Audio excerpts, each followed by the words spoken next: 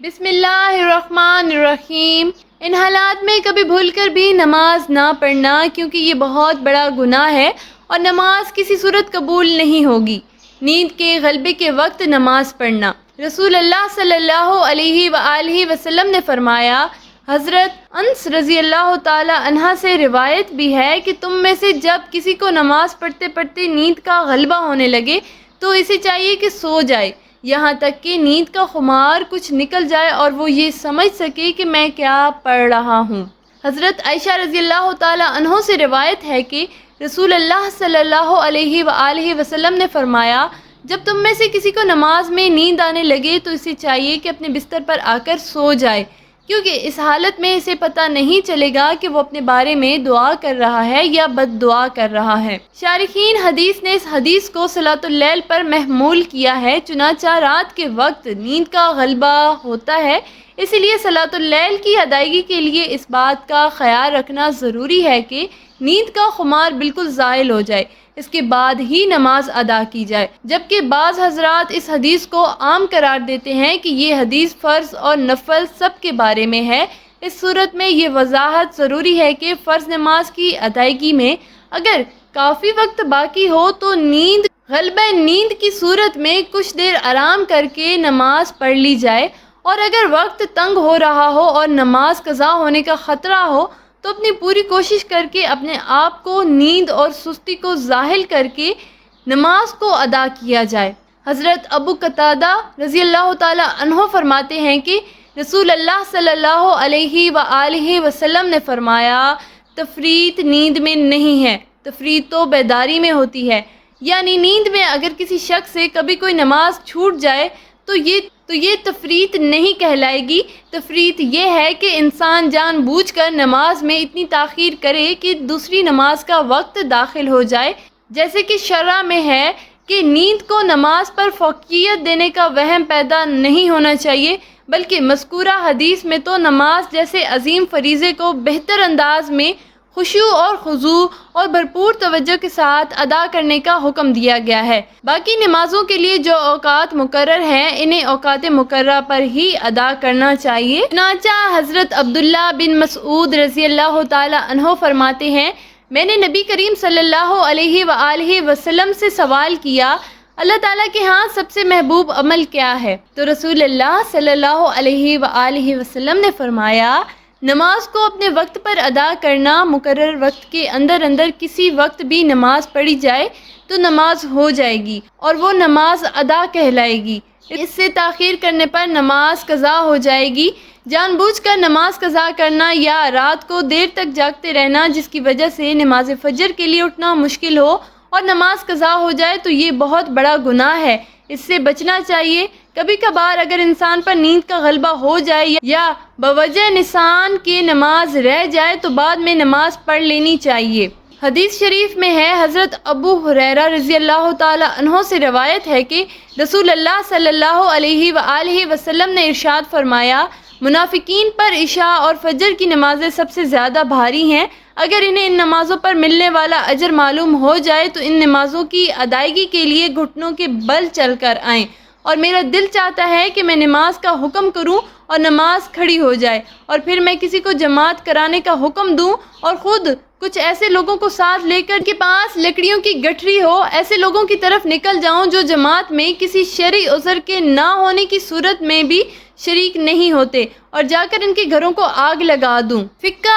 ابو انیس رحمۃ اللہ علیہ فرماتے ہیں کہ آدمی کے لیے نماز گھر میں پڑھنا مکروہ ہے، ہاں اگر پڑھا لے تو جائز ہے، جبکہ نماز کے سب افعال اور قرات پورے ادا کر سکے۔ نمبر 2، پیشاب یا پاخانہ روک کر نماز پڑھنا۔ جس وقت پیشاب یا پاخانے کا تقاضا شدید ہو اس وقت میں نماز پڑھنا مکروہ تحریمی ہے۔ اسی طرح اگر نماز کے دوران پیشاب یا پاخانہ زور کرے تو نماز توڑ کر فراغت کر کے پھر نماز پڑھنی چاہیے۔ اگر اسی حالت میں نماز پڑھ لی تو نماز کراہت کے ساتھ ہو جائے گی اور گناہ ہوگا، لیکن اگر وقت تنگ ہو تو اس طور پر اگر وضو میں مشغول ہوتا تو نماز کا وقت ختم ہو جانے کا خدشہ ہو تو پہلے نماز پڑھ لیں، اس لیے کہ نماز قضا کرنے کا گناہ زیادہ سخت ہے بنسبت کراہت کے ساتھ نماز پڑھنے کے۔ صورت مسئولہ میں چونکہ وقت تنگ ہونے کا حذر نہیں ہے، اس لیے پہلے پیشاب یا پاخانہ استنجا سے فارغ ہو کر وضو کریں، پھر مغرب کی نماز پڑھیں۔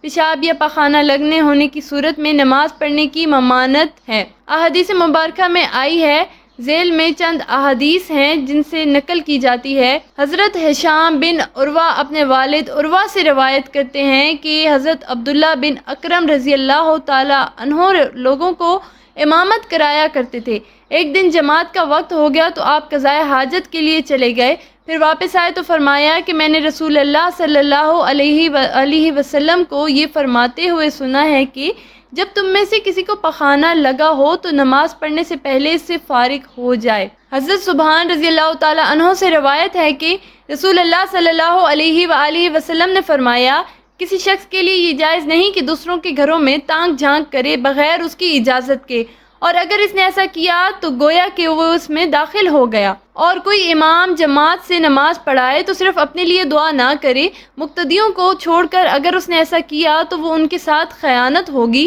اور کوئی شخص اس حالت میں نماز کے لیے کھڑا نہ ہو کہ وہ پیشاب یا پخانے کو روکتا ہو۔ حضرت ابو امام رضی اللہ تعالی عنہ سے روایت ہے کہ رسول اللہ صلی اللہ علیہ وسلم نے فرمایا، کوئی شخص اس حالت میں نماز نہ پڑھے کہ وہ پیشاب پخانے کو روکتا ہو۔ حضرت عبداللہ بن اکرم رضی اللہ تعالی عنہ بیان کرتے ہیں کہ نبی صلی اللہ علیہ وسلم نے فرمایا،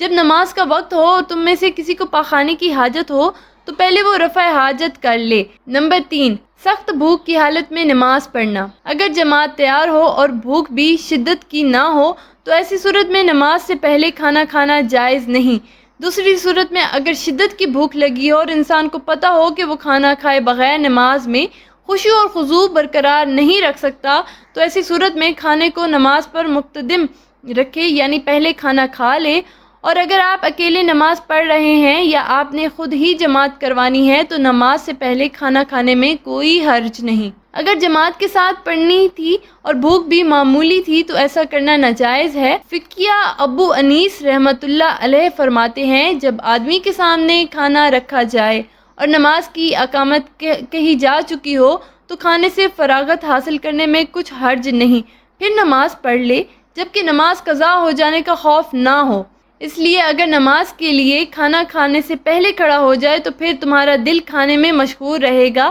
لہٰذا بہتر ہے کہ پہلے کھانا کھا لیں اور پھر نماز پڑھیں تاکہ نماز میں پوری توجہ حاصل ہو۔ حضرت نافع رضی اللہ تعالی عنہ سے روایت ہے کہ نبی کریم صلی اللہ علیہ وسلم نے فرمایا، جب تم میں سے کوئی کھانا کھائے تو ہرگز جلدی نہ کرے یہاں تک کہ اس سے فارغ نہ ہو جائے، اگرچہ نماز کے لیے اقامت کہی جا چکی ہو۔ حضرت عائشہ رضی اللہ تعالی عنہ،